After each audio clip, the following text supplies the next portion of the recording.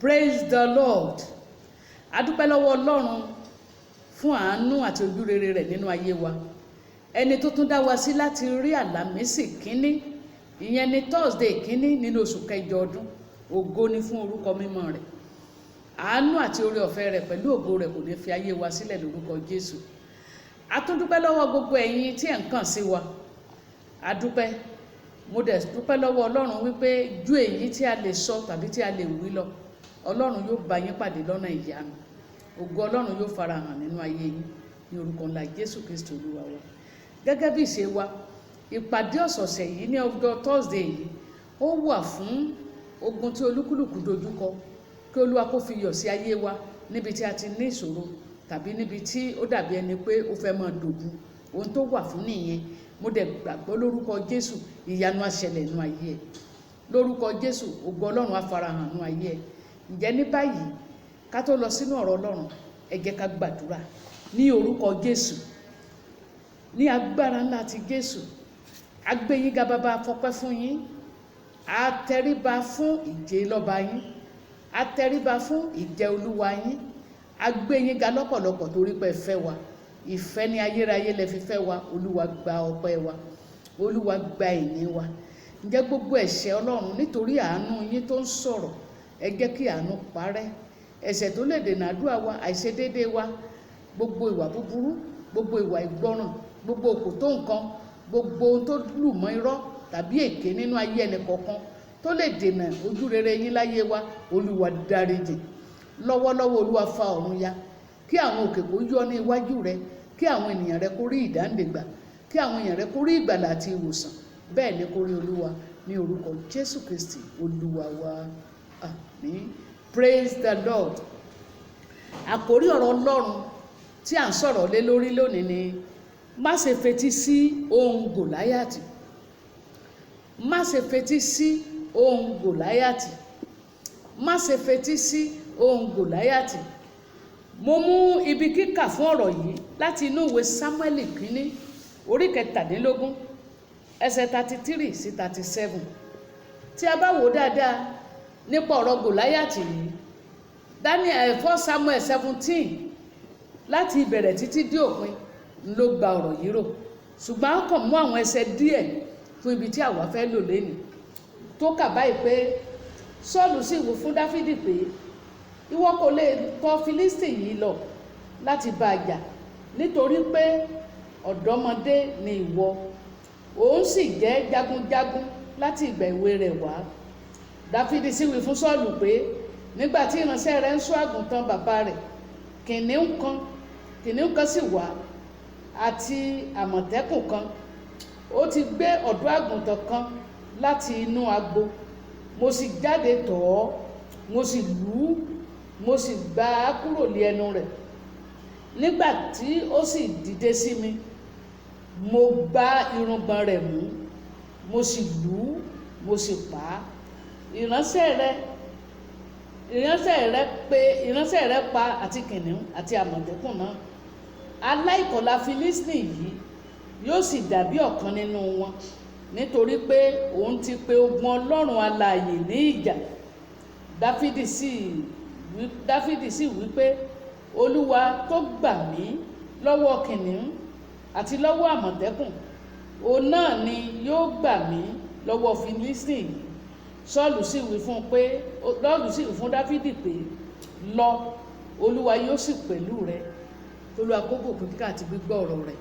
Àmín. Ẹ jẹ́ á wo ibi tí a kà yẹn dáadáa. Ẹ rí i pé ìjẹ́wọ́ ìgbàgbọ́ tó ní agbára ni. Ó ní ọmọ kékeré Dáfídì yẹn tó jẹ́wọ́ rẹ̀. Níbi tí odidi ọba àtolórí ogun Abner tí wọ́n ti ń yàgbẹ́ sára nígbà tí wọ́n bá gbọ́ ohùn Gòláyátì. Ibẹ̀ la rí pé ọmọ kékeré yìí ó jẹ́wọ́ agbára Ọlọ́run Ísírẹ́lì. Ó rí ogun yẹn pé kì í sí ogun tó dojúkọ Ísírẹ́lì bí kò sí ogun tó dojúkọ ogun Ọlọ́run alààyè. Ó wá lo májẹ̀mú ìkọlà tí ọmọ Hébérù ní pé báwo ni aláìkọlà yìí yóò ṣe lè dojúkọ ogun Ọlọ́run. Bákan náà ni ìwọ àti èmi, ìwọ náà wà tó bá ti wà nínú Jésù Kristi Olúwa, ó wà lábẹ́ àkóso májẹ̀mú ìkọlà yìí. Ìwọ náà wà ní lábẹ́ àkóso májẹ̀mú ìkọlà yìí.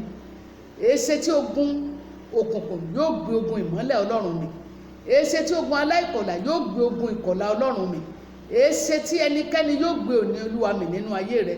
Ká má rí ohun tí Bíbélì wí nìyẹn. Nítorí náà ẹ jẹ́ ká gbọ́ bí a ti ń sọ nípa ọ̀rọ̀ Ọlọ́run yìí. Àwọn gbólóhùn wà, àwọn ọ̀rọ̀ wà tí a máa ń gbọ́. Ọ̀rọ̀ míì wà tá a máa gbọ́ tínú wa máa dùn, tó jẹ́ pé yóò mú ìyípadà rere àti ayọ̀ bá ènìyàn.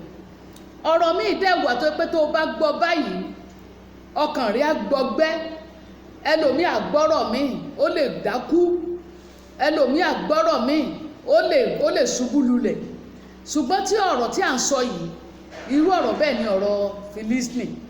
Ẹ̀yin ènìyàn mi, kì í ṣe pé Gòláyátì dúró tì ọ́ físíkálì lọ́dá yìí. A ò fojú rí Gòláyátì kẹ́nìkan sọ pé èmi ni Gòláyátì, rárá. Ṣùgbọ́n àwọn ìṣẹ̀lẹ̀ kan bẹ nínú ayé wa. Àwọn ogun kan dìde sí ẹnì kọ̀ọ̀kan, àwọn ọ̀rọ̀ kan dìde sí ẹnì kọ̀ọ̀kan tó jẹ́ pé dúró bí Gòláyátì. Àwọn ogun kan fọ̀n búburú jáde sí wa, àwọn ogun kan fọ̀n pé a kò ní ìrètí mọ́. Àwọn wọ̀nyí dúró bí Gòláyátì. Mo wá gbàdúrà lórúkọ Jésù ti Násárẹ́tì, ohùn Olúwa tó gbé ohùn mi kó kọlu ogun náà lénìí, kó dẹ̀ fi ìṣẹ́gun fún wa ní orúkọ ńlá Jésù Kristi. Bẹ́ẹ̀ ni kó rí lórúkọ Jésù. Mo wá fẹ́ kí a wò ó, ta ni Gòláyátì yìí? Kákan wo ni gbogbo wa láti mọ̀ nípa Gòláyátì. Gòláyátì yìí ó jẹ́ òmìrán Fílístínì, ẹni tó wá láti Gátì. Gòláyátì yìí òun ló jẹ́ ẹni tó sígbọnlẹ̀ tipátipá tagbára. Gòláyátì yìí òun ló jẹ́ ẹni tó jẹ́ wípé àwọn ọmọ Ísírẹ́lì bẹ̀rù rẹ̀ tí wọ́n bá rí. Gòláyátì yìí òun ló fi kíní brass, òun ló fi idẹ, òun ló fi ṣe kíní ẹsẹ̀ rẹ̀. Gòláyátì yìí la rí wípé ọ̀pá tó gbé dání, òun tó ó wé sékélì 600, òun ló wé. Kì í tó ṣe yẹn nìkan, ó ní ẹni tó ń ru ìhámọ́ra ogun rẹ̀. Ìwo ni rẹ̀ ó ṣẹ̀rù bà aráyé. Tó bá gbé ẹsẹ̀ báyìí ẹ̀rù á bà àwọn ènìyàn. Ohun tí Gòláyátì dúró fún nìyẹn. Ẹ jẹ́ ká wá wo kí ni ohun Gòláyátì jẹ́. Láti ẹsẹ̀ 1 Samuel chapter 17, láti ẹsẹ̀ 8 dé 11, 11 rẹ̀ ní péré ni mo máa kà. Ohùn rẹ̀ jẹ́ ohùn tó ní ariwo nú, èyí tó ń ṣẹ̀rù bà ènìyàn. Ó láriwo nú, ó jẹ́ ohùn tó mú kí àyà èèyàn kó gbọ̀n tó bá gbọ́. Ó jẹ́ ohùn tó jẹ́ wípé ó ń peni níjà. Ó jẹ́ ohùn tó dẹ̀ jáde pẹ̀lú ìdánilójú pé ohun tó ń sọ yìí bẹ́ẹ̀ lórí. Ó dẹ̀ ti jẹ́ ohùn tó dúró pẹ̀lú pé òun ti ṣẹ́gun. Ó jẹ́ ohùn tó ṣẹ̀rù bà odidi ọba orí ìtẹ́. Ó jẹ́ ohùn tí olórí ogun gbọ̀n nígbà tó gbọ́. Ẹ jẹ́ ká gbọ́n tí ẹsẹ̀ 11 sọ. Nígbà tí Sọ́ọ̀lù àti gbogbo Ísírẹ́lì gbọ́ ọ̀rọ̀ Fílístínì náà, wọ́n dààmú, ẹ̀rù ńláńlá sì bà wọ́n. Nígbà tí wọ́n gbóhùn rẹ̀, ọmọ Ísírẹ́lì, mú ẹnìkan jáde láàrin yín, ẹ̀yin àtọba yín, kí lẹ tẹ́gun fún. Ẹ fún mi lọ́kùnrin kan láàrin yín kémi ẹ̀jọ̀jà. Tó bá ṣẹ́gun mi, gbogbo Fílístínì á dẹrú yín. Ṣùgbọ́n tí mo bá ṣẹ́gun rẹ̀, gbogbo yín á dẹrú Fílístínì gẹ́gẹ́ bí ẹ ti máa ń ṣe tẹ́lẹ̀. Ìdí àwọn àgbà domi, ó dorí àgbà kodò. Ohùn Gòláyátì nìyẹn. Ìyẹn ni ohùn ogun tí ogun ayé rẹ̀ ń fọ̀ jáde, tó sọ pé kò sí ọ̀nà àbáyọ fún ọ, tó ní kó sá. Á tún sọ fún ọ pé díẹ̀ ọmọbìnrin ò tó, díẹ̀ ọmọkùnrin ò tó. Nígbà mìíràn á tì ọ́ lọ sí ọ̀dọ̀ abókù sọ̀rọ̀ gẹ́gẹ́ bí Sọ́ọ̀lù ti ṣe. Ìgbà mìíràn á rán ọ lọ síbi tí kò yẹ kó lọ. Ìgbà mìíràn á ba ìpìlẹ̀ ìgbàgbọ́ rẹ jẹ́. Abájọ tí Paul àpọ́sù wípé ká má rí pé ohun tí mo wó palẹ̀ mo tún gbèrò. Ìgbà mìíràn gbogbo ìwà àtijọ́ àti ìwà ìbàjẹ́ tó ti wó palẹ̀, nígbà tó bá gbóhùn Gòláyátì ogun, ó máa ń gbèrò nínú ayé rẹ. Mo gbàdúrà lórúkọ Jésù, ohùn Olúwa kó gbé ohùn náà mì. Ẹ jẹ́ wá wo kí ni ohùn Olúwa jẹ́, kí ni ohùn tí ẹni tí ìwọ gbàgbọ́ jẹ́. Ìyẹn la ó rí ní Psalm 29. Psalm 29 ẹsẹ̀ 4 ni mo kàn fẹ́ gbọ́ ńbẹ̀, ká gbọ́n tí ohùn Olúwa jẹ́. Ẹsẹ̀ 4 ni mo fẹ́ gbọ́ nínú orin náà, nínú ọ̀rọ̀ náà. Kí ló ti wí? Ohùn Olúwa ní agbára. Ohùn Olúwa ní ọlá ńlá. Ohùn Olúwa ní ọlá ńlá. Maila maka sampoli amantaida. ohùn Olúwa ní agbára, ó ní agbára ju òǹkóhùn lọ, ó ní agbára ju ohun ogun kógun lọ, ó ní agbára ju ìṣẹ̀lẹ́yà àwọn ènìyàn lọ. Gbọ́, ní àkókò tí Gòláyátì ayé rẹ bá ń dún bí kìnìún, kò sí tí àwọn èèyàn ní sọ sí ọ tán.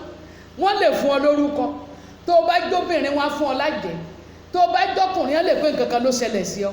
Kò sí tí ayé ò ní sọ ń tiẹ̀. In fact, àwọn èèyàn tó máa bẹ̀rù rẹ, ìwọ gbọ́ tó dẹ̀rù fún ọ. Wọ́n á ní tàn bá súnmọ́ ọ bóyá àwọn fara kọ́ná, pé bóyá tàn bá súnmọ́ ọ bóyá ó ṣe àwọn níbi tí wọn ò dẹ̀ mọ̀ pé àwọn gan-an ni ogun tó burú jù. Ṣùgbọ́n ohùn Olúwa yìí ó gbé ohun gbogbo wọn mì, ó gbé èrò wọn mì. Bíbélì sọ fún pé ohùn Olúwa kún fún agbára, ohùn Olúwa kún fún ọlá ńlá. Ohùn Olúwa fagi Kédárì ti Lẹ́bánónì ya. Ohùn Olúwa òun ló fọ́ igbó dídí, ohùn Olúwa ló mú agbo àgbọ̀nrín bí. Ìwọ gbẹ́kẹ̀lé ohùn yìí, ohùn Olúwa tó kún fún agbára, ó ní kó jẹ́ kó ṣe ìgbẹ́kẹ̀lé rẹ. Nípa báyìí ohùn Gòláyátì kò ní lè borí rẹ. Ẹ jẹ́ ká wá wo kí ni tá a lè ṣe nígbà tí ìṣòro ayé wa bá dìde bí ohùn Gòláyátì, tó bá ń fọ kíkorò jáde sí wa, tó bá ń fọ ẹ̀rù, tó ń fọ ìpayà, tó ń fọ ò lè bọ́ lọ́wọ́ mi, tó ń fọ kò sí ọ̀nà àbáyọ fún ọmọ. Gbọ́n tí ọ̀rọ̀ Ọlọ́run sọ pé kó ṣe. Ohun ìkíní nìyí, rántí ohùn Olúwa, rántí ohùn Olúwa, ohùn Olúwa tó ní agbára. Ó ní èmi ní má ṣe bẹ̀rù, ó ń bẹ lọ́dọ̀ mi. Èmi ní má ṣe bẹ̀rù, ó ń bẹ lẹ́yìn mi. Tógun ayé bá dé, má ṣe bẹ̀rù, á dá lóhùn. Tógun ọ̀tá bá dé, má ṣe bẹ̀rù, á fún lésì. Èmi ní má ṣe bẹ̀rù, ó ń bẹ lẹ́yìn mi. Tó o bá ti rántí ohùn Olúwa pé ó sọ fún ọ pé kó o má ṣe bẹ̀rù, o ò ní bẹ̀rù ohùn Gòláyátì. Ohun èkejì, o ní láti rántí pé ohùn tó ń jáde yìí ó jẹ́ ìpèníjà sí Ọlọ́run rẹ, ó jẹ́ ẹ̀gàn sí Ọlọ́run rẹ. Bí Dáfídì ṣe rí ohùn Gòláyátì bí ẹ̀gàn sí Ọlọ́run, tó rí sí ẹ̀gàn sí Ọlọ́run alààyè, bákan náà ni kíwọ náà rí. Pàápàá jùlọ tó bá jẹ́ ọmọ Ọlọ́run, ọmọ Ọlọ́run tá a ti kọ níláyà nípa ẹ̀mí mímọ́, rí wípé ohùn aláìkọlà ló ń sọ̀rọ̀ sínú ayé rẹ yìí. Ìwọ náà wá dúró lórí ohùn Ọlọ́run, dúró lórí májẹ̀mú ìkọlà àyà rẹ nípasẹ̀ ẹ̀mí mímọ́, kó o dẹ̀ dìde dúró. Ọgbọ́n tó sọ fún anúwé Àìsáyà 43, ó nígbà tó bá ń la iná kọjá, èmi ó pẹ̀lú rẹ. Nígbà tó bá ń la ibú omi kọjá, ìsun omi kì yóò bò ọ́ mọ́lẹ̀. Ìwọ dúró de ohùn Olúwa, ohùn Olúwa tó ní agbára, ohùn Olúwa tó kún fún ọlá ńlá, á dẹ̀ gbà ọ́ kúrò nínú ìdààmú náà. Ohun ẹ̀kẹta tó lè ṣe ni pé jẹ́ alágbára nínú Olúwa. Nígbà tó bá ní ìdojúkọ, jẹ́ alágbára. Mo fẹ́ kó yí ọ pé ìṣòro kíṣòro tó bá dé báyàn láyé, ó fẹ́ pòyàn mẹ́rẹ̀ ni.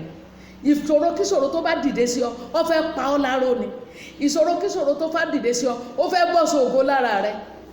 Ó yẹ kí ìwọ náà wá yarí fún un pé ò ní gbà, ò ní jẹ́ kó yí ọ mẹ́rẹ̀, nítorí pé ohun tó ní agbára ó ń bẹ lẹ́yìn rẹ̀.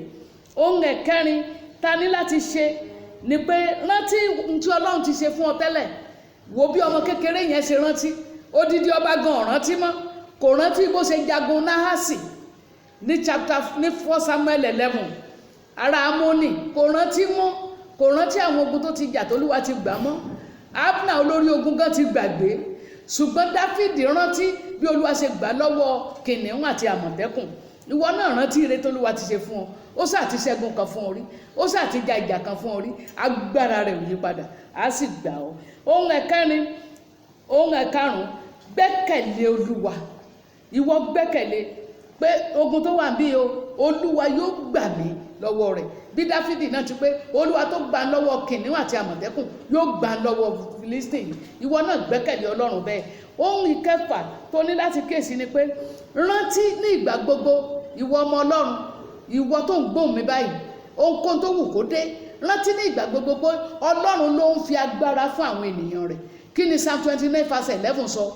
Olúwa yóò fi agbára fún àwọn ènìyàn rẹ̀. Olúwa yóò fi àlàáfíà bù sí i fún àwọn ènìyàn rẹ̀. Yes, Olúwa ni ó fi agbára fún àwọn ènìyàn rẹ̀.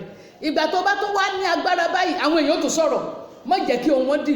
Wọ́n á ní kò tiẹ̀ ní rònú, kò ní rònú kó ń lógun. Ogun ayé ẹ̀ kò tiẹ̀ ronú ẹ̀rí kò ríro. Ṣùgbọ́n ìwọ kọ́ ni wọ́n bá wí, Ọlọ́run tó dá ọ ni wọ́n bá wí, ẹni tó gbàgbọ́ ni wọ́n bá wí, alágbára tó dúró tì ọ ni wọ́n bá wí. Nítorí náà mo fẹ́ kó dìde bí alágbára. mo fẹ́ kí ìwọ náà dìde bí alágbára kó rántí tí wòlíì Daniel sọ, Daniel 11:32b, ó ní àwọn tó mọ Olúwa wọ́n mú ọkàn lé, wọ́n sì máa ṣiṣẹ́ agbára ńlá. Ìwọ náà ṣiṣẹ́ agbára ńlá, rántí ohun Olúwa tó ní agbára. Mo dẹ̀ gbàdúrà lórúkọ Jésù, gbogbo ohun Fílístì nínú ayé rẹ̀ á dákẹ́ jẹ́, kó Olúwa kó bùkún ọ̀rọ̀ rẹ̀. Gbọ́ ìwọ ènìyàn mi, bó o bá tiẹ̀ tí wà ní Kristi nínú gbogbo ń dáhùn wí, kò ná ọ ní nǹkan kan rárá, kan fayé rẹ fún Kristi, gbà ní Olúwa rẹ, jẹ́wọ́ ẹ̀ṣẹ̀ rẹ, pinnu láti bá rìnrìn àjò, á fi agbára fún ọ.